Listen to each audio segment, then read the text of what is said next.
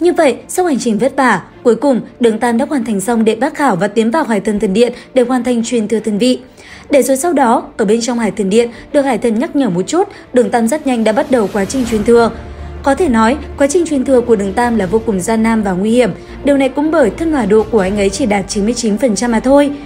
Và quả nhiên, không xa một chút nào, ngay khi bắt đầu truyền thừa thần vị, Đường Tam đã gặp vô vàn gian nan thử thách. Đầu tiên, thứ mà Đường Tam phải chịu đựng chính là nỗi đau về thể xác khi toàn bộ hồn cốt đều bị rút ra để cải tạo lại.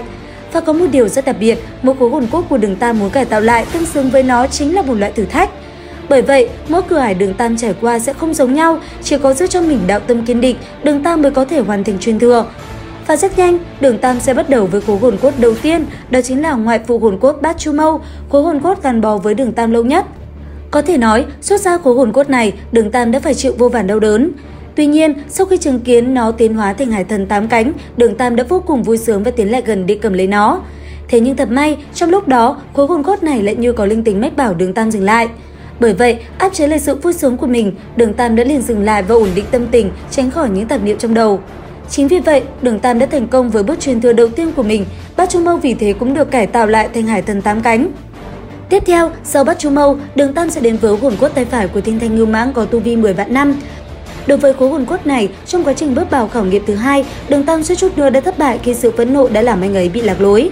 Thế nhưng rất may, linh hồn Thiên Thanh Ngưu Mãng đã xuất hiện kịp thời và nhắc nhở Đường Tam khiến anh ấy bình tĩnh trở lại và vượt qua sự phẫn nộ của mình. Nhờ vậy, Đường Tam mới thành công cải tạo hồn cốt và biến nó trở thành khải giáp tay phải của mình. Kế tiếp, sau hồn cốt tay phải, Đường Tam lại tiếp tục đến với khối hồn cốt tay trái của Thái Thản Cự Viên có tu vi 10 vạn năm. Đối với khảo nghiệm thứ ba, để cải tạo hồn cốt, Đường Tam đối diện với một nữ nhân vô cùng quen thuộc, đó chính là Thiên Nhật Tuyết. Tuy vậy, dù cho Thiên Nhật Tuyết có làm cách nào, Đường Tam cũng vẫn vững tâm, anh ấy không hề suy nghĩ đến nàng dù chỉ là một khoảnh khắc. Bởi vậy rất nhanh, anh ấy cũng thành công cải tạo hồn cốt và biến nó trở thành khải giáp tay trái trong bộ chiến giáp của mình.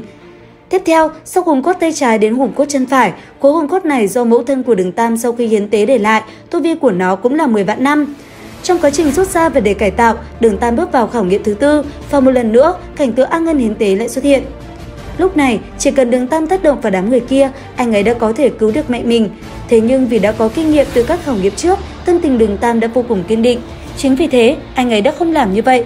Và cũng nhờ có sự cứng cỏi đó, Đường Tam mới có thể vượt qua cửa ải thứ tư, qua đó thành công cải tạo hồn cốt chân phải và biến nó trở thành khải giáp chân phải trong chiến giáp của mình. Kế tiếp, sau hồn cốt chân phải của A Ngân, Đường Tam đến với khối hồn cốt chân trái của Tà Ma Hổ Kình Vương có tu vi 10 vạn năm. Trong quá trình cải tạo nó, ngay khi bước vào khảo nghiệm thứ 5, cảnh tượng Tiểu Vũ hiến tế là một lần nữa hiện ra. Thế nhưng sau rất nhiều lần lọt vào bảo cảnh kiểu này, tâm trí Đường Tam đã rất vững vàng, bởi vậy anh ấy cũng nhanh chóng vượt qua nó. Qua đó, anh ấy cũng thành công cải tạo hồn cốt chân trái biến nó thành khải giáp chân trái trong bộ chiến giáp của mình. Và tiếp theo đến với khảo nghiệm thứ 6, Đường Tam phải đối diện với nguy hiểm cực kỳ lớn khi rút ra và cải tạo chính là hồn cốt thân thể mà mình vừa mới đạt được của Thâm Hải Ma Kình Vương có tu vi 100 vạn năm. Có thể nói, hấp thu nó, Đường Tam đã phải trải qua đau đớn muôn phần, thế nhưng rút ra nó lại là nỗi đau đến tột độ. Không chỉ vậy, Đường Tam còn phải đối mặt với sự khiêu khích tới từ Thâm Hải Ma Kình Vương nữa, linh hồn của nó vẫn chưa hề tiêu tán mà vẫn tồn tại trong hồn cốt. Thế nhưng, mà cho sự khiêu khích tới từ tên gia hỏa kia, Đường Tam vẫn vô cùng bình tĩnh vượt qua cửa ải thứ 6. Qua đó, thành công cải tạo hồn cốt thân thể. Khối hồn cốt này liền trở thành áo giáp trước ngực, giúp gắn kết Hải Thần Thần Trang trở thành chiến giáp hoàn chỉnh. Và cuối cùng, Đường Tam đến với khối hồn cốt đặc biệt nhất, đó chính là tinh thần ngưng tụ trí tuệ đầu hồn cốt.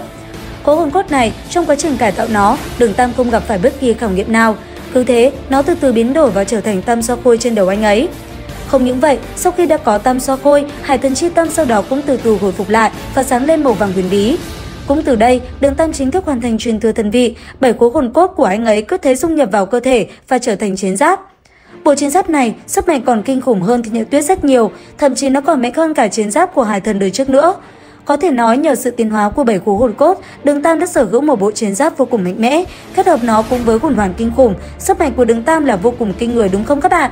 Video đến đây là hết rồi, xin chào và hẹn gặp lại!